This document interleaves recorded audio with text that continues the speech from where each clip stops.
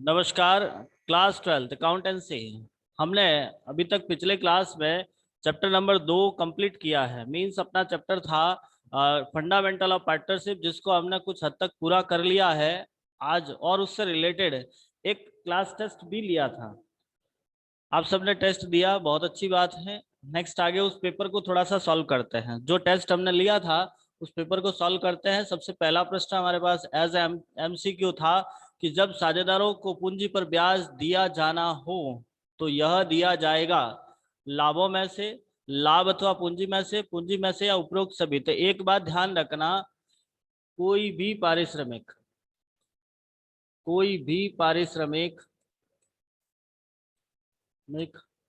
हमेशा लाभों में से ही दिया जाता है।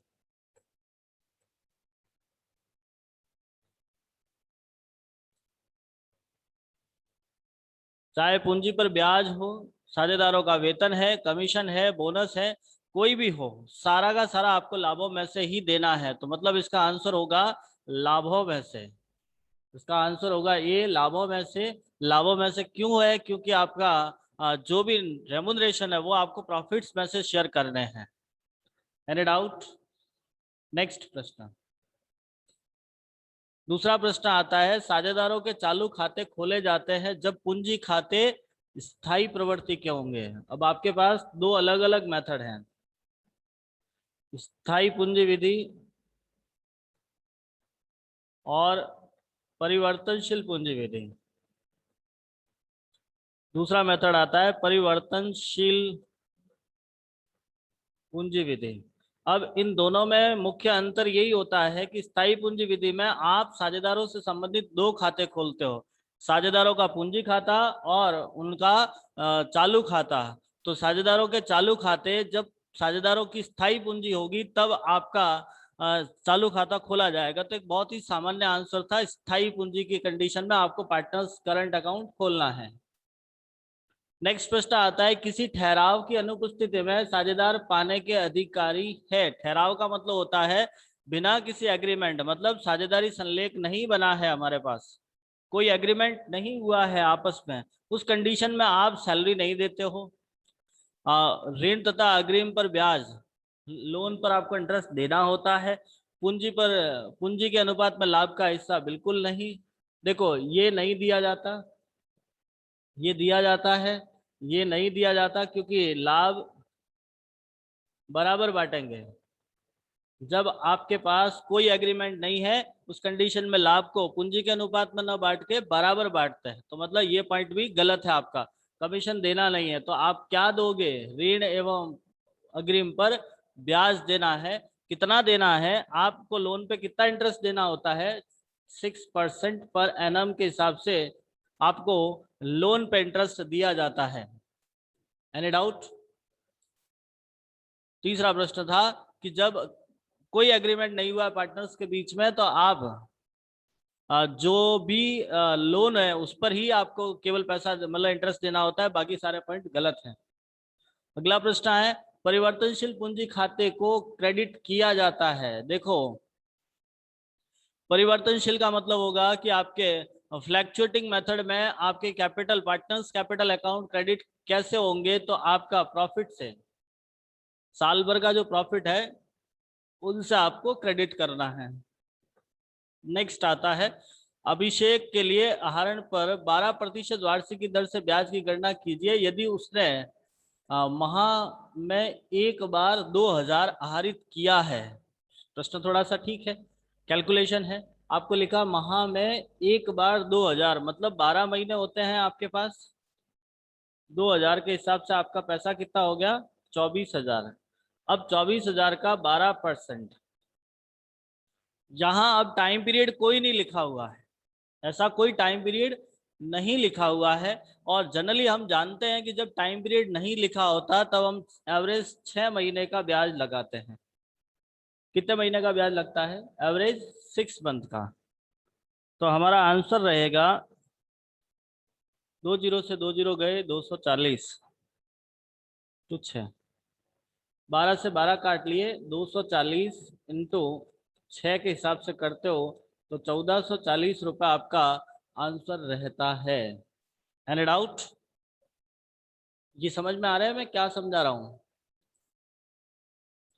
शीतल जी, खुशबू जी, कुमकुम जी, कुसुम जी, पूजा जी, वेरी नाइस। नेक्स्ट आगे बढ़ते हैं।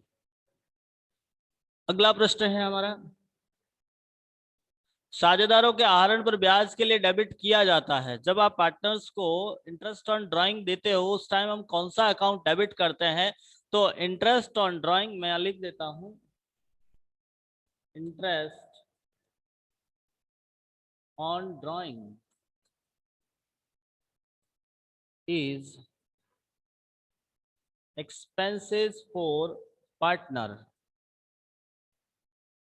and income for partnership firm। देखिए, आपका जो इंटरेस्ट ऑन ड्राइंग है वो आपके पार्टनरशिप फॉर्म के लिए, पार्टनरशिप फॉर्म के लिए एक्सपेंस इनकम होती है और पार्टनर्स के लिए एक्सपेंसेज होता है। जब भी पार्टनर्स को लॉस होगा, एक्सपेंसेज मींस लॉस, जब भी पार्टनर्स को लॉस होता है उस कंडीशन में पार्टनर्स कैपिटल डेबिट होता है। ये पॉइंट आपको याद रखना है। पहले भी मैंने बताया था कि जब साझेदारों को हानि हो तो पार्टनर्स कैपिटल डेबिट होगी। अब इंटरेस्ट ऑन ड्राइंग पार्टनर्स के लिए लॉस ही है, तो उस कंडीशन में कौन सा अकाउंट डेबिट होगा? साझेदारों के पूंजी खाते, मतलब आपको डेबिट करना है partners capital account. Any doubt? Next अगला पॉइंट देखते हैं। नेक्स्ट अगला क्वेश्चन देखते हैं। एक साझेदारी फर्म में साझेदारों की अधिकतम संख्या खाली जगह से अधिक नहीं हो सकती। आंसर आता है 50। मैक्सिमम पार्टनर्स 50 है। अब इन बाकी का भी देख लीजिएगा, 100, 10, 20 का क्या स्थिति है। तो देखिए, विशेष परिस्थितियों में मेरी बात बड़ी ध्यान से समझिएगा, विशेष परिस्थितियों में केंद्रीय सरकार से परमिशन लेकर आप 100 से 50 से 100 कर सकते हैं। सामान्य साझेदारी में नहीं होता ऐसा, लेकिन यदि कोई विशेष परिस्थिति है तो आप केंद्रीय सरकार से, सेंट्रल गवर्नमेंट से परमिशन लेनी पड़ती है। सेंट्रल गवर्नमेंट से आप परमिशन लीजिए और परमिशन लेकर फिर आप इसकी संख्या बढ़वा सकते हो। वो कितनी बढ़ सकती है? तो आपके 50 से 100 हो सकती है, वो भी विशेष परिस्थिति में, सामान्य स्थिति में नहीं होता है। विशेष परिस्थिति में ऐसा काम करना होता है। 10 की बात करें, 10 और 20 का क्या था? तो कंपनी अधिनियम 2013 के चेंज होने से पहले, मतलब जब आपका कंपनी एक्ट 1956 था, कंपनी एक्ट 1956 जब हम अप्लाई किया था उस टाइम मैक्सिमम पार्टनर्स की संख्या 10 और 20 हुआ करती थी। पार्टनरशिप एक्ट भी यही कहता था कि आपके पास 10 और 20 होते थे बैंकिंग सेक्टर में, बैंकिंग में 10 और गैर बैंकिंग में 20। ऐसा भी आपको कभी पढ़ने को मिल सकता है, लेकिन वर्तमान स्थिति में यही है कि आपकी साझेदारी फर्म में मैक्सिमम पार्टनर्स की संख्या 50 ही होती है। क्लियर? नेक्स्ट आगे वाला प्रश्न देखते हैं। लाभ हानि विनियोजन खाता बनाया जाता है संचय कोष बनाने के लिए, शुद्ध लाभ ज्ञात करने के लिए, विभाजन योग्य लाभ ज्ञात करने के लिए, या इनमें से कोई नहीं। तो P&L एप्रोप्रिएशन अकाउंट विभाजन योग्य लाभ ज्ञात करने के लिए बनाया जाता है, क्योंकि इस अकाउंट को इसीलिए बनाएंगे कि हमारा जो प्रॉफिट, आपने देखो संचय कोष बनाने के लिए P&L एप्रोप्रिएशन नहीं होता है। शुद्ध लाभ आप नेट प्रॉफिट से निकाल लेते हो, मतलब प्रॉफिट एंड लॉस अकाउंट बनाते हो नेट शुद्ध लाभ के लिए। बाकी जो नेट प्रॉफिट आया है उसको शेयर करने के लिए ही हम एक अकाउंट बनाते हैं जिसको हम बोलते हैं P&L एप्रोप्रिएशन अकाउंट। ठीक है, अगला प्रश्न देखते हैं। यदि बेटा समझ नहीं आए तो पूछ लीजिएगा, कोई प्रश्न को मैं डाउट आ रहा है तो, यदि किसी प्रश्न में डाउट है तो पूछ लीजिएगा। ठीक है, नेक्स्ट अगला प्रश्न ट्राई करते हैं। साझेदारों के चालू खाते खोले जाते हैं जब साझेदारों की पूंजी रखी जाती है। तो पहले भी आया था, वापस प्रश्न रिवाइज हो गया है, प्रश्न की भाषा बदल के। तो आपका आंसर रहता है स्थायी आधार पे। सिंपल सा, इस टॉपिक को हम पहले भी क्लियर कर चुके हैं। अगला प्रश्न है, साझेदारी संलेख तैयार करना है अनिवार्य, स्वैच्छिक, आंशिक अनिवार्य, इनमें से कुछ नहीं। तो देखो, साझेदारी संलेख बनाना आपकी इच्छा पर निर्भर करता है, स्वैच्छिक है, आप चाहो तो रिटर्न एग्रीमेंट करो। यदि आपकी इच्छा नहीं है, आप नहीं चाहते हो, कई बार स्थिति ऐसी आती है कि आपको अपने पार्टनर्स पे पर्याप्त विश्वास होता है कि चलो ठीक है, कोई आवश्यक नहीं है, तो जरूरी नहीं है, मतलब हम इसे ऐसा नहीं कह सकते कि इसको अनिवार्य रूप नहीं दिया। स्वैच्छिक अपनी इच्छा पर निर्भर करता है। नेक्स्ट अगला प्रश्न देखते हैं। चलिए, यहाँ तक अपने पास एमसीक्यू थे। अब एक नया प्रश्न आता है। प्रश्न में लिखा है, एबीसी फर्म ने वर्ष के दौरान 20,000 रुपए का लाभ कमाया, जिसे साझेदारों में 2:1:1 में विभाजित कर दिया, जबकि यह 1:2:2 में विभाजित होना चाहिए था। सुधार प्रविष्टि। देखो, एक पास्ट एडजस्टमेंट का सवाल है। गलती हुई है कि आपका प्रॉफिट 20,000 को 2:2:1 में आपने विभाजित कर लिया, बट होना था 1:2:2 में। हम वही एनालिसिस टेबल तैयार करेंगे। इसके लिए सबसे पहले हम यहाँ पे लिखते हैं पर्टिकुलर्स। 3 पार्टनर है हमारे पास। जो टेबल आपने पहले सीखा था उसी टेबल को हमको वापस बनाना है। ये हमारा पर्टिकुलर आ गया, ए, बी, सी और फॉर्म। ठीक है, फटाफट समझने की कोशिश कीजिएगा इसको कैसे बनाना है। हर कॉलम में 2-2 भाग रहेंगे। चलिए साहब, पर्टिकुलर्स,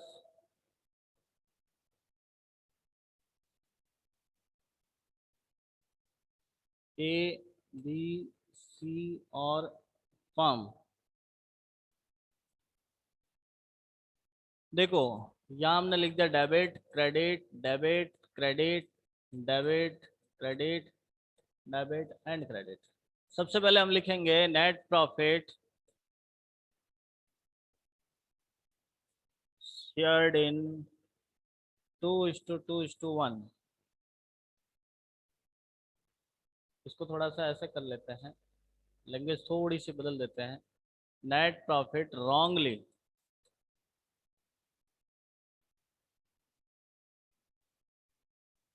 wrongly shared in 2:1:1। गलती से आपने 2:1:1 में बांट दिया। अब 20,000 को 2:1:1 में बांटो, कितना होता है? इसको बांटने का तरीका ये रहता है, 2/4, क्योंकि 2 और 1 3, 3 और 1 4, तो कितना हुआ? 10,000। 20,000 इंटू 1/4 मतलब 5,000 और 5,000। अब देखिएगा, ये गलती से बांटा है। अभी मैंने 2 मिनट पहले एक पॉइंट समझाया था कि पार्टनर्स को लॉस होता है तो पार्टनर्स कैपिटल डेबिट करते हैं, प्रॉफिट होता है तो क्रेडिट करते हैं। तो ये आपने पहले पार्टनर्स कैपिटल में क्रेडिट कर लिया होगा। अब वो बाय मिस्टेक पहले क्रेडिट किया था, सुधारने के लिए आप उसको वापस डेबिट करोगे। मतलब आप इनकी डेबिट साइड में लिखोगे 10,000, 5,000, 5,000, और फर्म के क्रेडिट में आ जाएगा 20,000। अब आप उसे सही अनुपात में बांटोगे तो यहां लिखेंगे हम नेट प्रॉफिट शेयर्ड इन 1:2:2। अब आपको बांटना है 1:2:2 में। चलिए, 20,000 को इसी अनुपात में वापस शेयर करते हैं, कितना आता है बांट के देखते हैं कितना आएगा। तो 20,000 इंटू 1/5, अब 5 हो जाएगा। 5 कहाँ से आए? तो देख लो ना बेटा, 2 और 2 4 और 1 5, तो इसका आ गया 4,000। 20,000 इंटू 2/5, इसका हो गया 8,000। तीसरे का आ गया 8,000। अब ये जो अनुपात है वो सही है, तो आप इसके क्रेडिट साइड में लिखोगे 4,000, 6,000 और सॉरी सॉरी सॉरी 8,000 और 8,000। इधर आ गया टोटल 20,000। अब हम इसको बंद करेंगे, टोटल लगाएंगे इसका टोटल लगाएंगे। यहाँ लिखेंगे हम टोटल। इधर की टोटल आ गई 10,000, इधर का आ रहा है 4,000, इधर आ गई 5,000, इधर आ गई 8,000। 5,000 और 8,000, 20,000 आपका टोटल है। 20,000 टोटल आ गया। अब हम बनाएंगे नेट इफेक्ट। अब हम बनाएंगे नेट इफेक्ट। नेट इफेक्ट कैसे होता है मैं आपको पहले ही बता चुका हूं। आपको याद होगा, हम दोनों साइड को चेक करते हैं कि कौन सी साइड ज़्यादा है आपके। तो आप मुझे बताइएगा कौन सी साइड ज़्यादा आ रही है, कौन सी साइड कम है। सबसे पहले वाले ए की कौन सी साइड ज़्यादा है और कितनी ज़्यादा है। ए की कौन सी साइड ज़्यादा है और कितनी ज़्यादा है, ये थोड़ा सा बताने की कोशिश करें। कौन बताएगा? ए का कौन सी साइड ज़्यादा है? वेरी नाइस, 6000 डेबिट में, बहुत बढ़िया, वेरी नाइस। हम यहाँ लिखेंगे नेट इफेक्ट। हम यहाँ लिखेंगे नेट इफेक्ट। नेट इफेक्ट इसका आ गया 6000 डेबिट। इसकी बात करते हैं तो बी का कितना, कौन सी साइड ज़्यादा आ रही है? 3000 क्रेडिट, वेरी नाइस, बहुत बढ़िया, 3000 क्रेडिट। और सी की बात करें तो सी के लिए भी 3000 क्रेडिट, वेरी नाइस, बहुत बढ़िया। अब हमारी एंट्री बनेगी, इसी बेस पे हम एंट्री बनाएंगे। जो डेबिट है उसे डेबिट करेंगे, क्रेडिट है उसे क्रेडिट करेंगे, तो हमारी एंट्री हो जाएगी as capital account debit to B's capital to C's capital. और एंट्री हो गई 6000, 3000, 3000। Any doubt? सवाल समझ में आ गया? फटाफट रिप्लाई कीजिएगा, नेक्स्ट आगे वाला प्रश्न करना है हमें। Any doubt? ओके। ये सही किस किस का हुआ है? खुशबू जी सही हुआ, गलत हुआ आपका? ये एंट्री सही किस किस के हुई है? बेटा फास्ट रिप्लाई कीजिए ताकि हमें भी इंटरेस्ट आएगा। सर किया ही नहीं, क्यों बेटा? करना चाहिए था ना। बाकी लोग, बाकी लोग अपना ऑडियो स्टार्ट कर लीजिएगा ऐसा हो तो, ताकि क्या आपको रिप्लाई देने में फटाफट हो जाएगा। सर नहीं किया था, कोशिश कीजिएगा। चलिए अगला प्रश्न ट्राई करते हैं, इसके बाद नेक्स्ट क्वेश्चन ट्राई करते हैं। बहुत आसान पेपर था बेटा आपका, ज्यादा डिफिकल्टी नहीं थी। एक फर्म के दो साझेदार रश्मि व आशीष प्रत्येक माह की प्रथम तिथि को 1000 रुपए तथा आशीष प्रत्येक माह की अंतिम तिथि को 2000 रुपए वर्ष के पर्यंत आहरण करते हैं। 12% की दर से वार्षिक ब्याज लगाना। बहुत ही सिंपल प्रश्न था, इंटरेस्ट ऑन ड्राइंग निकालना है। बेहद सिंपल प्रश्न है, कैलकुलेशन करनी है हमको, calculation of interest on drawing, calculation of interest on drawing. अब देखिएगा यहाँ पे कौन सा मेथड लग रहा है, इस सवाल को देख के समझने की कोशिश कीजिए। We have three method, simple, product and average. Which method is apply in this questions? Which method is applicable in this method? Please give me reply just fast. शीतल जी, खुशबू जी, कुमकुम जी, अनीता जी, कुसुम जी, कौन सा मेथड अप्लाई करेंगे हम यहाँ पे? एवरेज मेथड, बहुत बढ़िया, very nice. बाकी लोग, बाकी लोगों का भी रिप्लाई आना चाहिए। एवरेज मेथड, एवरेज मेथड में हम काम क्या करते हैं? अपना ऑडियो स्टार्ट करके फटाफट रिप्लाई कीजिए। क्या फॉर्मूला रहता है एवरेज मेथड का? एवरेज मेथड का फॉर्मूला क्या रहता है? देखो बेटा, आपको जब तक रिप्लाई नहीं करोगे आपको समझ में कम आएगा। इसका रिप्लाई, सॉरी, इसका फॉर्मूला क्या रहता है? तो हम लिखते हैं interest on drawing equals to total drawing into rate by 100 into average period, average period upon 12। चलिएगा, अपने पास आशीष और रश्मि दो है, रश्मि और आशीष। अब बताओ मुझे, आशीष ने, सॉरी, रश्मि ने 1000 रुपए ड्राइंग किया है, पूरे 12 महीने ड्राइंग कर रहा है, तो कितना ड्राइंग किया होगा पूरे साल भर में? जस्ट फास्ट रिप्लाई कीजिए बेटा, टोटली कितना ड्राइंग हुआ? 12000, वेरी नाइस। आपका टोटल ड्राइंग आ गया 12,000 इंटू रेट है आपका 12%। अब प्रथम तिथि को किया है तो एवरेज कितने महीने का ड्राइंग लगेगा, आपको मैंने पहले स्टार्टिंग में समझाया था। एवरेज कितने महीने का ड्राइंग लगेगा, 6.5 महीने। वेरी नाइस, बहुत बढ़िया। ऐसा का ऐसा इसका भी देखते हैं।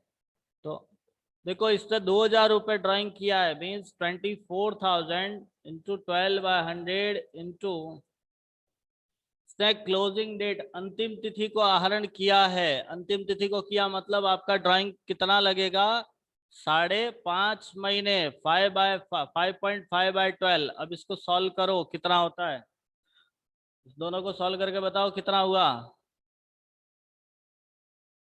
120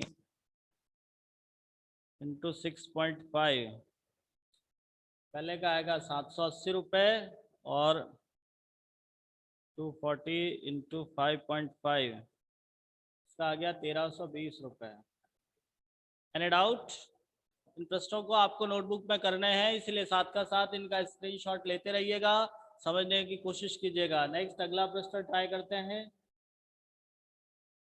नेक्स्ट सवाल था, x और y साझेदार है व लाभ को 3:2 में बांटते हैं। 1 अप्रैल 2016 को उनकी पूंजी क्रमशः 3 लाख व 2 लाख रुपए है। साझेदारी संलेख में पूंजी पर 10% वार्षिक ब्याज और y को 1,250 रुपये प्रतिमाह वेतन का प्रावधान है।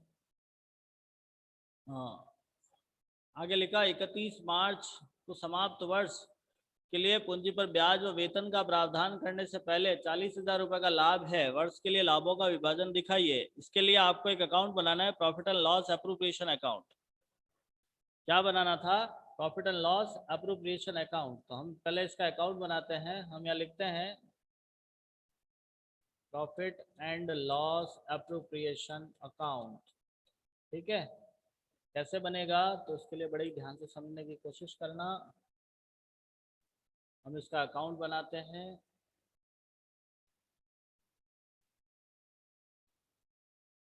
ये लीजिए, सबसे पहले हम लिखेंगे by net profit. By net profit जो हमारा वैल्यू है 40,000। अब आपको इंटरेस्ट ऑन कैपिटल देना है, लिखोगे टू इंटरेस्ट ऑन कैपिटल 10% देना है, 3 लाख और 2 लाख का। तो एक्स वाई 3 लाख का 10% कितना होता है। हाँ, अब इस सवाल में एक कंडीशन और आती है। चलिए इस सवाल को थोड़ा सा अलग ढंग से करते हैं। सबसे पहले तो आप एक काम कीजिएगा, एक्स का ये वाई का सैलरी दीजिए, टू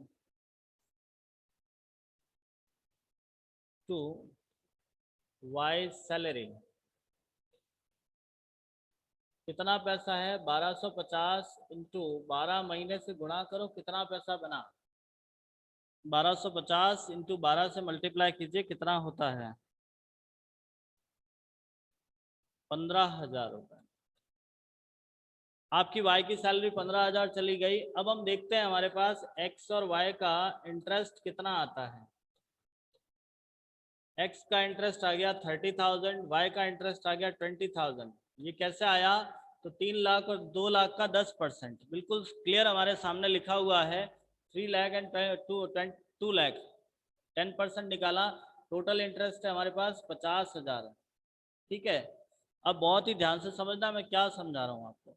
अब इस प्रश्न के अंदर आपको, इस सवाल में आपको प्रॉफिट दिया हुआ है, वो दिया हुआ है 40,000। स्टार्टिंग में हमारा प्रॉफिट था 40,000, जिसमें से 15,000 तो आपकी सैलरी आपने दे दी, भाई की सैलरी दे दी। तो आपके पास प्रॉफिट बचा 25,000। ये क्या है, प्रॉफिट है। ये है आपका इंटरेस्ट। अब आपका प्रॉफिट 25,000 है, इंटरेस्ट आपका है 40,000, सॉरी 50,000। तो आप इन दोनों के बीच कंपेयर करोगे तो आपका इंटरेस्ट ज़्यादा है, मतलब यहाँ हमारे पास ये वाली स्थिति आ गई, अपर्याप्त लाभ। अपर्याप्त लाभ है हमारे पास, सफिशिएंट प्रॉफिट नहीं है। और ये भी कंडीशन हमने जब इंटरेस्ट ऑन कैपिटल समझाया तब करवाया था कि जब हमारे पास सफिशिएंट प्रॉफिट नहीं होता, जब हमारे पास सफिशिएंट प्रॉफिट नहीं होता तब हम अपने प्रॉफिट को इंटरेस्ट ऑन कैपिटल के रेशियो में बांट देते हैं। हम ज़्यादा कुछ काम नहीं करते, हम अपने प्रॉफिट को इंटरेस्ट ऑन कैपिटल के रेशियो में शेयर कर लेते हैं, डायरेक्टली बांट देते हैं। तो उसके लिए हम यहाँ पे एंट्री करेंगे to interest on capital, amount लिखेंगे 25,000। वास्तव में आपका प्रॉफिट 50,000 हो रहा है, सॉरी वास्तव में आपका इंटरेस्ट 50,000 है, बट इतना प्रॉफिट भी नहीं है, हमारे पास प्रॉफिट ओनली 25,000 है। इसको आप एक्स और वाई में बांटोगे और किस अनुपात में बांटोगे, तो इंटरेस्ट ऑन कैपिटल रेशियो में। Our interest on capital ratio is 3:2। आपका इंटरेस्ट ऑन कैपिटल रेशियो 3:2 है, तो 3:2 के हिसाब से आपका वैल्यू बनेगा इसका 15,000 और इसका 10,000। आया समझ में? वापस समझ लीजिए, यहाँ हम प्रॉफिट पूरा, सॉरी इंटरेस्ट पूरा नहीं देंगे। क्यों नहीं देंगे? क्योंकि हमारे पास प्रॉफिट ही नहीं है। जितना प्रॉफिट है उसी प्रॉफिट को आपको बांटना है, और हमारे पास टोटल प्रॉफिट 35,000 है। 25,000 को आप दोनों में बांट दीजिए। एक प्रश्न आपके दिमाग में और चल रहा होगा कि सर हमने पहले सैलरी क्यों दी, हम पहले इंटरेस्ट भी तो दे सकते थे।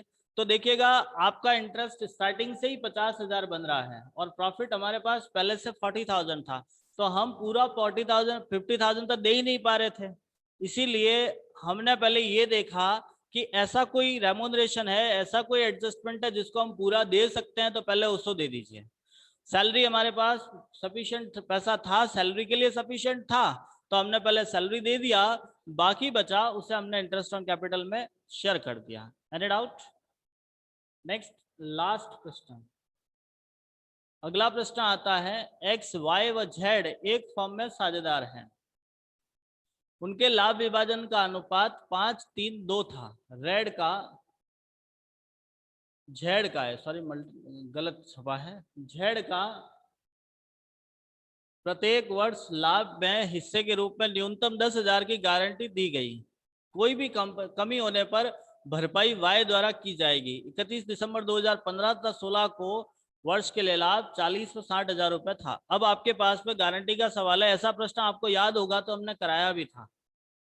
सॉल्व करते हैं इसको, कैसे होता है। पहला अकाउंट बनाएंगे हम profit and loss account, profit and loss appropriation account as on 31 December 2015। ठीक है, 2015 को आपको एक प्रॉफिट एंड लॉस अकाउंट बनाना है। सबसे पहले लिखा हमने बाय नेट प्रॉफिट। पहले साल में हमारा प्रॉफिट है 40,000। ठीक है, अब आप इस तीनों में बांटोगे to partners capital, X Y और जेड। 40,000 को तीनों में शेयर करो, इस रेशियो में कितना कितना होता है, तो 40,000 इंटू 5/10 कितना हो गया? 20,000। 40,000 इंटू 3/10 12,000 और 8,000। ये आप शेयर करना, आपको पता चल जाएगा। अब हमारे यहाँ पे देखते हैं कि हमको गारंटी, मतलब गारंटी किसको मिली थी?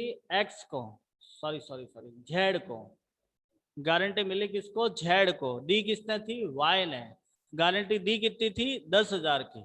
लिखा ना आपको कि 10,000 की भरपाई करेंगे। 10,000 से कम होता है, यदि 10,000 से कम होता है तो उसकी भरपाई कौन करेगा? एक्स करेगा, सॉरी सॉरी वाई करेगा। माफी चाहता हूँ, थोड़ा सा पढ़ने में दिक्कत हो गई। वाई करेगा। तो ऐसी कंडीशन में आप काम ये करोगे, सबसे पहले हम ये देखेंगे कि हमको गारंटी मिली कितनी है। तो 10,000 की मिली थी, उसके हिस्से में 8,000 आ रहे हैं, तो 2,000 कम पड़ रहे हैं। हम यहाँ से लेस करेंगे, लेस जेड्स गारंटी 2,000 और ऐड करेंगे वाइस गारंटी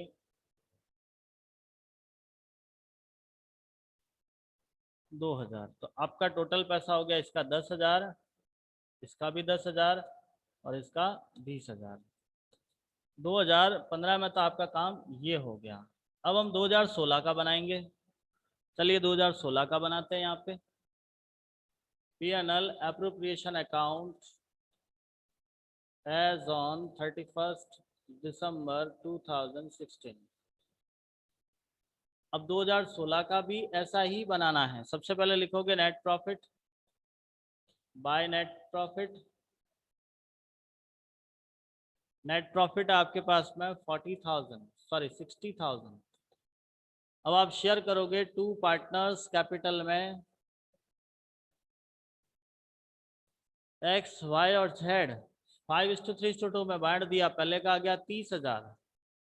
60,000 इंटू 5/10 30,000। 60,000 इंटू 3/10 18,000 और 12,000। तो यहाँ तो आपको गारंटी का पूरा पैसा मिल गया, कम पड़ ही नहीं रहा है, तो आपको किसी में से देने की आवश्यकता नहीं है। तो ये आपका न्यूमेरिकल मतलब टेस्ट का पेपर था। आई होप आपको सारे प्रश्न समझ आए होंगे, साथ में कॉन्सेप्ट भी आपका क्लियर हुआ होगा। इस टेस्ट के माध्यम से हम थोड़ा बहुत समझने की कोशिश किया होगा, आपने थोड़ा सा नोटिस किया होगा, तो लगभग सारे पॉइंट हमारे क्लियर हो चुके थे इस चैप्टर को लेकर। नेक्स्ट कल से हम हमारा नया चैप्टर स्टार्ट करेंगे। एक बार इस पूरे ही पेपर को वापस ध्यान से समझना, और यदि आप चाहते हो, आपको लगता है कि नहीं हमें अब वापस रीटेस्ट देना है, वैसे तो देना ही है, चाहना नहीं है, देना ही है। यदि फिर भी इस पेपर को देखकर यदि आपको ऐसा लग रहा है कि नहीं मुझे वापस देना है, तो आप मुझे मैसेज कर लीजिए, मैं आपको नई डेट दे दूंगा। डेट के अकॉर्डिंग इसका वापस रीटेस्ट होगा, वो तो फैक्ट है, मैं तो बता ही रहा हूँ। बट आपको भी मैं एक बार कह रहा हूँ कि आप कितना क्रिएटिव हो वो आपके लिए मुझे देखना है, इसीलिए मैं आपको कह रहा हूँ मैसेज करने का। बाकी इसका टेस्ट होगा, इसी चैप्टर का वापस टेस्ट होगा, वो विद इन 1 या 2 दिन में ही होगा, ज़्यादा समय नहीं लिया जाएगा। मैं आपको मैसेज करके इन्फॉर्म कर लूँगा। बट फिलहाल ये चैप्टर कंप्लीट होता है। आई होप आपको पूरा चैप्टर समझ आया होगा। इस बीच और भी कोई डाउट आ रहा है, किसी भी प्रकार का डाउट आ रहा है, तो आप ज़रूर पूछिएगा, ज़रूर समझाएंगे हम उसको। आगे से हम अपना नया चैप्टर स्टार्ट करेंगे और चैप्टर का नाम है admission of a new partner. तब तक के लिए धन्यवाद।